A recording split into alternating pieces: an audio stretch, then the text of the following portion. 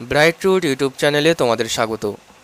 আজকে ভিডিওতে West Bengal state university fourth semester MIL বেঙ্গলির সাপ্লিমেন্টারি এক্সামের 2026 সালের সম্ভাব্য প্রশ্নগুলো দেখব। এই কোশ্চেনের অ্যান্সার যদি তোমাদের পিডিএফ আকারে প্রয়োজন হয় তাহলে তোমরা আমাদের হোয়াটসঅ্যাপ নাম্বার 7501182206 এই নাম্বারে মেসেজ করে অ্যান্সারে পিডিএফটি কালেক্ট করতে পারো। 10 নম্বরের জন্য যে কোশ্চেনগুলো পড়বে তার প্রথম প্রশ্ন দেখো, বিজন ভট্টাচার্যের কৃতিত্ব মূল্যায়ন করো। ঐতিহাসিক নাটক রচনায় দ্বিজেন্দ্রলাল রায়ের অবদান আলোচনা করো। নূরজাহান নাটকে নূরজাহানের চরিত্রটি আলোচনা করো। নূরজাহান নাটকের সঙ্গীতের প্রয়োগের সার্থকতা বিচার করো। বাংলা উপন্যাসে মানিক বন্দ্যোপাধ্যায়ের বিশিষ্টতার আলোচনা করো। বাংলা উপন্যাসে প্রেমেন্দ্র মিত্রের কৃতিত্ব আলোচনা করো। কবি উপন্যাসে নিতাইয়ের চরিত্রটি বিশ্লেষণ করো। বাংলা নাটকের ধারায় নাট্যকার বাদল সরকারের কৃতিত্ব আলোচনা করো।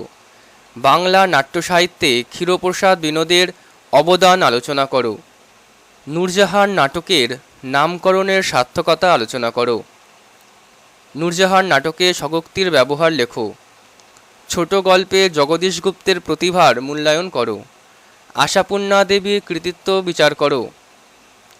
তারাশঙ্কর বন্দ্যোপাধ্যায়ের কবি উপন্যাসে বসন চরিত্রটি আলোচনা করো। স্ত্রীর পত্রে অভিনবত্ব ও বিচার করো। স্ত্রীর পত্র যে গল্পটা তার অভিনবত্ব এবং বিচার করো। ঐতিহাসিক ট্র্যাজেডি হিসাবে নূরজাহান নাটকের সার্থকতা বিচার করো। নূরজাহান নাটকে লয়লা চরিত্রটি বিচার করো। নূরজাহানের চরিত্র লেখো।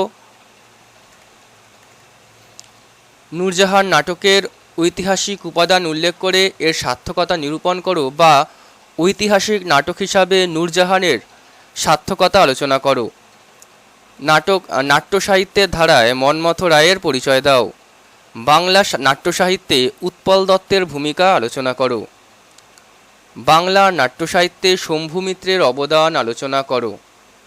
বাংলা নাট্য সাহিত্যে তুলসী লাহিড়ীর অবদান আলোচনা করো। ঔপন্যাসিক শরৎচন্দ্রের প্রতিভার পরিচয় দাও। বাংলা উপন্যাসে বিভূতিভূষণ বন্দ্যোপাধ্যায়ের অবদান লেখো। ছোট গল্পকার প্রভাত কুমারের কৃতিত্ব আলোচনা করো। মানিক বন্দ্যোপাধ্যায় সম্পর্কে লেখো।